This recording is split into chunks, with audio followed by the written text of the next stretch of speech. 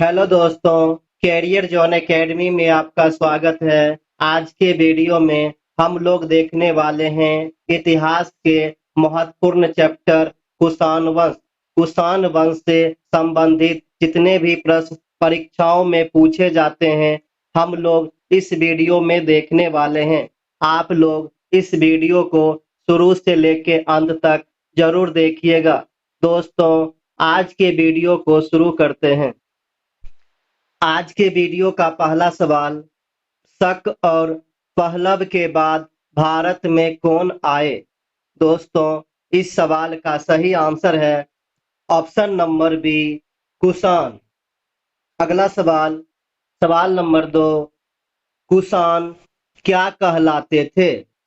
दोस्तों, इस सवाल का सही आंसर हो जाएगा ऑप्शन नंबर सी, ए और बी दोनों।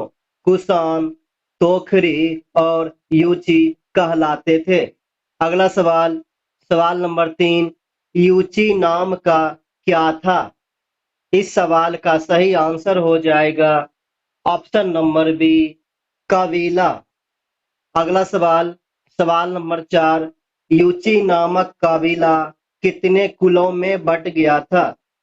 दोस्तों, इस सवाल का सही आंसर है ऑप्शन नंबर ए, 5। यूची नामक कबीला 5 कुलों में बटे हुए थे। अगला सवाल, सवाल नंबर 5, यूची के कुलों में से एक कुल था जो एक वंश बना। दोस्तों, इस सवाल का सही आंसर है ऑप्शन नंबर ए, कुषाण। अगला सवाल, सवाल नंबर 6, कुषाण वंश के संस्थापक कौन थे? इस सवाल का सही आंसर हो जाएगा option number B, Kujula Kadphises. Kushan वंश के संस्थापक कुजुल कड़फिसेस थे। अगला सवाल, सवाल नंबर 7, कुषाण वंश का सबसे प्रतापी राजा कौन था? दोस्तों, इस सवाल का सही आंसर है option number C, Kanishka. Kanishka Kushan वंश का सबसे प्रतापी राजा था। अगला सवाल, सवाल नंबर 8, कुषाण वंश की राजधानी क्या थी? दोस्तों, इस सवाल का सही आंसर है ऑप्शन नंबर ए, पुरुषपुर या पेशावर। अगला सवाल, सवाल नंबर 9, कुषाण वंश की द्वितीय राजधानी क्या थी? दोस्तों, इस सवाल का सही आंसर हो जाएगा option number B, Mathura. Mathura Kushan वंश की द्वितीय राजधानी थी। अगला सवाल, सवाल नंबर 10, कनिष्क द्वारा चलाया गया संवत कौन सा है जिसे भारत सरकार द्वारा प्रयोग में लाया जाता है? इस सवाल का सही आंसर हो जाएगा ऑप्शन नंबर ए, शक संवत। शक संवत की शुरुआत कनिष्क के द्वारा किया गया था। अगला सवाल, सवाल नंबर 11, बौद्ध धर्म की कौन सी बौद्ध संगति कनिष्क के शासन काल में हुई? दोस्तों, इस सवाल का सही आंसर हो जाएगा ऑप्शन नंबर डी, चौथी संगति। कनिष्क के काल में चौथी संगति आयोजित की गई थी। अगला सवाल, सवाल नंबर 12, चौथी बौद्ध संगति की अध्यक्षता किस बौद्ध विद्वान ने की? दोस्तों, इस सवाल का सही आंसर है option number A, Vasumitra. Vasumitra की अध्यक्षता में चौथी बौद्ध संगति आयोजन किया गया था। अगला सवाल, सवाल नंबर 13, चौथी बौद्ध संगति कहाँ हुई? इस सवाल का सही आंसर है option number D, Kundalvan. Kundalvan Kashmir में चौथी बौद्ध संगति आयोजित हुई थी। अगला सवाल, सवाल नंबर 14, कनिष्क बौद्ध धर्म के किस संप्रदाय का अनुयायी था? दोस्तों, इस सवाल का सही आंसर है option number B, Mahayana. Kanishka बौद्ध धर्म के महायान संप्रदाय का अनुयायी था।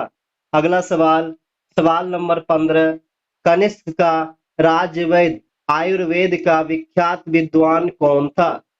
दोस्तों, इस सवाल का सही आंसर है ऑप्शन नंबर ए चरक।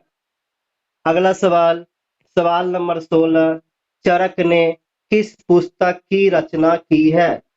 दोस्तों, इस सवाल का सही आंसर है ऑप्शन नंबर बी चरक संहिता। चरक संहिता चरक के द्वारा लिखी गई पुस्तक है। अगला सवाल, सवाल नंबर 17, महाविभास सूत्र के रचनाकार कौन है? दोस्तों, इस सवाल का सही आंसर है ऑप्शन नंबर डी वसुमित्र। अगला सवाल, सवाल नंबर 18, बौद्ध धर्म का विश्वकोश किसे कहा जाता है? दोस्तों, इस सवाल का सही आंसर है ऑप्शन नंबर ए महाविभास सूत्र। महाविभास सूत्र को बौद्ध धर्म का विश्वकोश कहा जाता है। अगला सवाल, सवाल नंबर 19, बौद्धों की रामायण किसे कहा जाता है? इस सवाल का सही आंसर हो जाएगा ऑप्शन नंबर ए बुद्ध चरित्र। बुद्ध चरित्र को बौद्धों की रामायण कहा जाता है। अगला सवाल, सवाल नंबर 20, कनिष्क के राज कवि कौन थे जिसने बुद्ध चरित्र की रचना की? दोस्तों, इस सवाल का सही आंसर है ऑप्शन नंबर डी अश्वघोष। अगला सवाल, सवाल नंबर 21, भारत का आइंस्टीन किसको कहा जाता है? इस सवाल का सही आंसर हो जाएगा option number C Nagarjuna. Nagarjuna को भारत का आइंस्टीन कहा जाता है।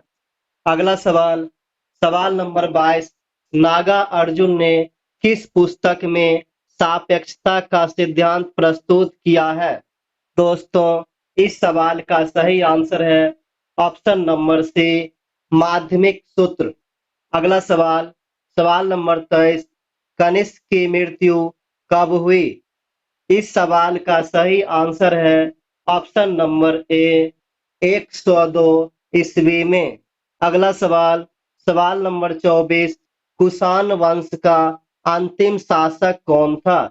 दोस्तों, इस सवाल का सही आंसर हो जाएगा option number C Vasudeva. Vasudeva Kushan वंश का अंतिम शासक था। अगला सवाल, सवाल नंबर 25, कुषाण राजा क्या कहलाते थे? दोस्तों, इस सवाल का सही आंसर है ऑप्शन नंबर ए देवपुत्र। कुषाण राजा अपने को देवपुत्र कहलाते थे। अगला सवाल, सवाल नंबर 26, देवपुत्र उपाधि कुषाणों ने किससे ली? दोस्तों, इस सवाल का सही आंसर है ऑप्शन नंबर डी चीनियों से। अगला सवाल, सवाल नंबर 27, गांधार एवं मथुरा शैली का विकास किसके शासन काल में हुआ? दोस्तों, इस सवाल का सही आंसर है ऑप्शन नंबर सी कनिष्क।